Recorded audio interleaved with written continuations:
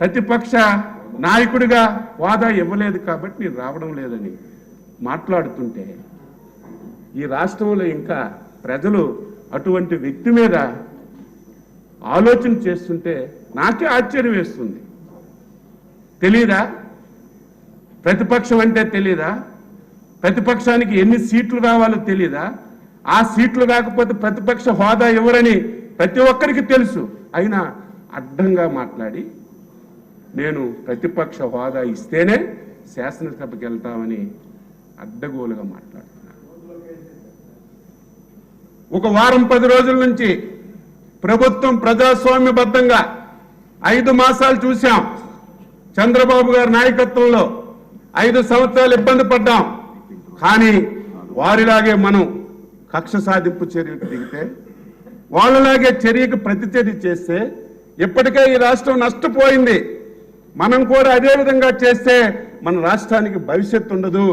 మనం ప్రజాస్వామ్యబద్ధంగా చేద్దాం. ఎవరు చట్టాన్ని వ్యతిరేకించినా, చట్టం వ్యతిరేక నిర్ణయాలు తీసుకున్నా చట్ట ప్రకారమే ముందుకెళ్దామని 5 మాసాలు సహనంతో ఓర్పుతో ఉన్నాం. కానీ వైసీపీ నాయకుల్లో మార్పు రాలేదు.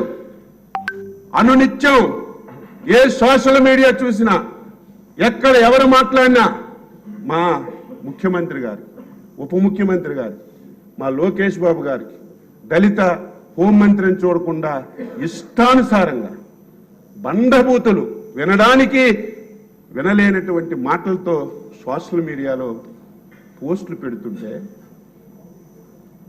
ఈరోజు చట్టబద్ధంగా చర్యలు తీసుకుంటే ఏం మాట్లాడుతున్నారు?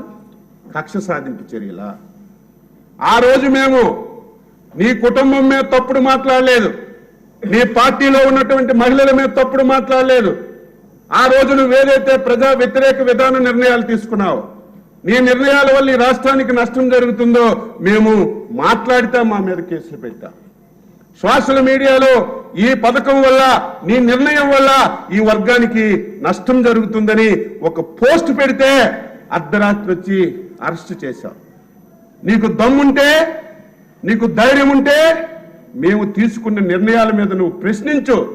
ఈ పథకం బాగులేదను, ఈ నిర్ణయం బాగులేదను మేము వెల్కమ్ చేస్తాం. మంచి అయితే మంచి చెప్తాం, ఇది బాగుంటే బాగుందని చెప్తాం. కానీ దాన్ని వదిలిపెట్టి 5 మాసాలైనా సరే ఇంకా మమ్మల్ని బూతులు తిడుతూ, సోషల్ మీడియాలో ఇష్టానుసారంగా పోస్టులు పెడుతూ, రాజకీయానికి సంబంధం లేనటువంటి కుటుంబంలో ఉన్నటువంటి మహిళల మీద నీచాతి నీచంగా మాట్లాడితే దానికి చట్టం తన పని తాను చేసుకుంటూ పోతే మా మీద కేసులు పెడుతున్నారని గగ్గోలు పెడుతున్నారు. దీనికి మనం ఫుల్ స్టాప్ పెట్టాలి. ఇప్పుడే చెప్పారు, మనందరూ చర్చించాలి. ఒక రోజు అవసరమైతే టీవీల్లో చూపిద్దాం.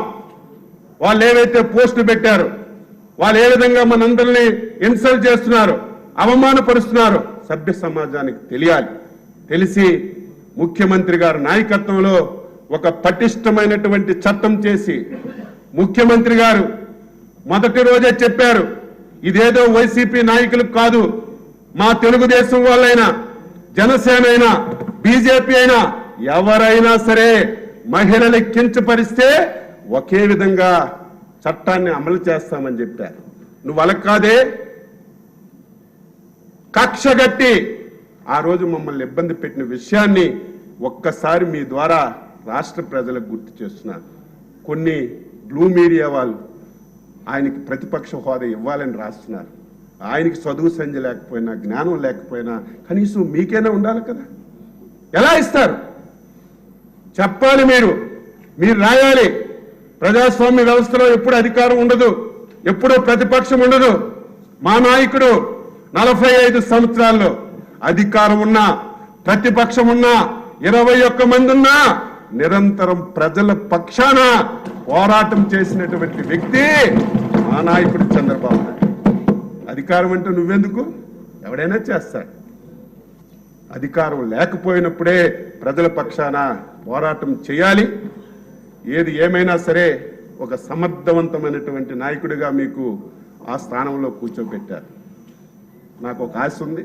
ఈ 5 సంవత్సరాలు ఒక్క రోజైనా నేను కోరుకున్న వ్యక్తి ఇక్కడికి రావాలి, మీరు ఆ స్థానంలో ఉండాలి, నాకు ఒక గంట సమయం ఇవ్వాలి. అప్పుడు అన్నీ మంచి జరగాలి, నేను అనుకున్నది జరగాలి. నేనేదో గంట సమయం ఇస్తే వాళ్ళకు బూతులు తిట్టను, వాళ్ళకు వల్గర్గా మాట్లాడను. నేను 6 సార్లు ఎమ్మెల్యే. ఎప్పుడైనా సరే సీనియారిటీ వస్తే అన్ని మార్పులు వస్తాయి. 25 సంవత్సరాలకు ఎమ్మెల్యే అయ్యా. ఆ రోజు నాకు చాలా కోపం, ప్రతి వారిని తిట్టడం, ఫోన్ ఎత్తకపోతే ఫోన్ పగలగొట్టడం, చాలా కోపంగా ఉండేది. 25 సంవత్సరాలు తెలియలేదు. ఈరోజు 6 సార్లు అయ్యారు. కోపం అనే నరమే లేదు. ఎవడేమనుకున్నా సరే మంచి అయితే తీసుకుంటాం, చెడు అయితే వదిలేస్తాం, మంచి సలహా అయితే అమలు చేస్తామని అనుభవంతోనే ముందుకు వస్తుంది. మీకు మంచి అనుభవం ఉంది. ఇదేదో అందరం చెప్పామని మీరు మూతికి ప్లాస్టర్ వేసుకుంటే ఇప్పటికే ఇది సప్పగా ఉంది సభ, ప్రతిపక్షం లేక. మీరు మీ పదునైనటువంటి మాటలతో ఎక్కడ కూడా క్రమశిక్షణ లోపించకుండా ఆంధ్రప్రదేశ్ శాసనసభ 5 సంవత్సరాలు, ఆంధ్రప్రదేశ్ శాసనసభ అంటే ఒక అసహ్యమైనటువంటి సభ. ఆ సభలో బూతులు తప్ప, తిట్టుకోవడం తప్ప, అవమానించడం తప్ప ప్రజా సమస్యల మీద మాట్లాడినటువంటి సందర్భాలు లేవని 5 సంవత్సరాలు ఆంధ్ర ప్రజలు, దేశ ప్రజలందరూ మాట్లాడారు. మళ్ళీ అదే సభని మన నాయకుడు చంద్రబాబు గారి నాయకత్వంలో ఆంధ్రప్రదేశ్ శాసనసభ ఈ దేశానికి ఒక రోల్ మోడల్ కావాలి.